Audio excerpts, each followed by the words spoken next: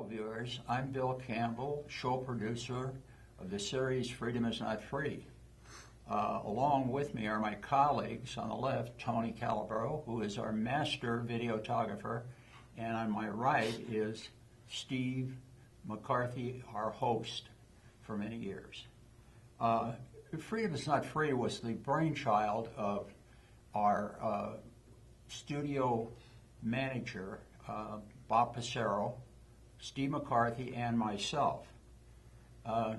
We realized with the rapid passing of World War II and Korean veterans that we would never be able to interview these people in the future.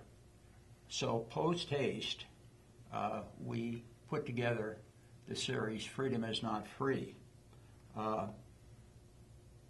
We also realized that many of the stories that were told about by the veterans were only casual conversation and or snippets.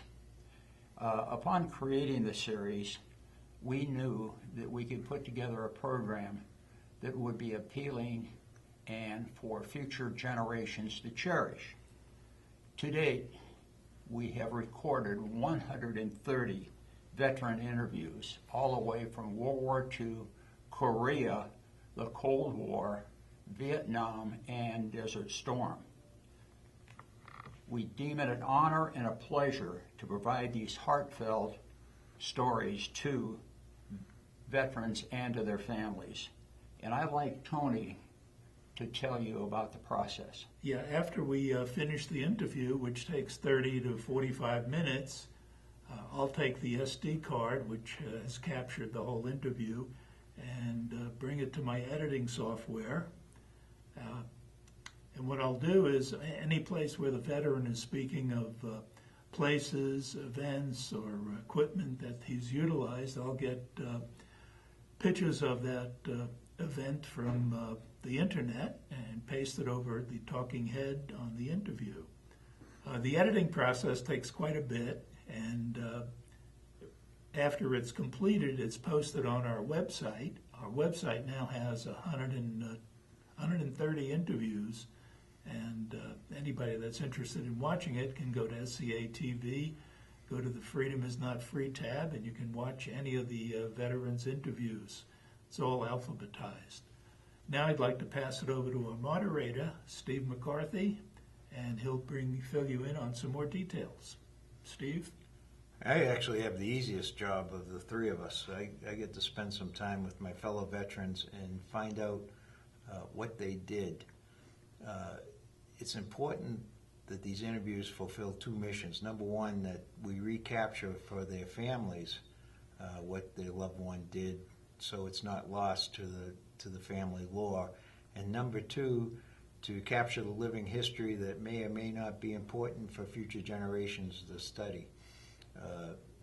Without doubt, these veterans tend to be very humble about what they do and what they've accomplished. I had a pilot one time say, "Do you think that people would be interested that I flew 137 missions during the Berlin airlift?" Well, I think during that very important part of history, they'd be very interested. We've also interviewed a woman who grew up during World War II and survived the Korean War as a refugee. We've interviewed Rosie the Riveter to kind of fill out exactly what went on during World War II and what total war meant to this country. It's been just a rewarding experience which continues to give back to the three of us, and that's why we continue after several years to film and seek out veterans. With that, I'll turn it back to Bill. Yes, thank you, Tony. Thank you, Steve. I've had a couple of the relatives, widows. One was a grandson that came back and said, "Mr. Campbell, I can't thank you enough for what you've done to capture what we knew nothing about. We didn't know that Grandpa went through this." So this really lifts us, it lifts them, and we know we're doing something very worthy.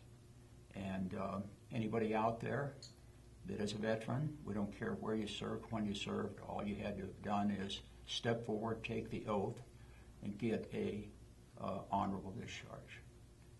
Thank you very much on behalf of the Freedom is Not Free team.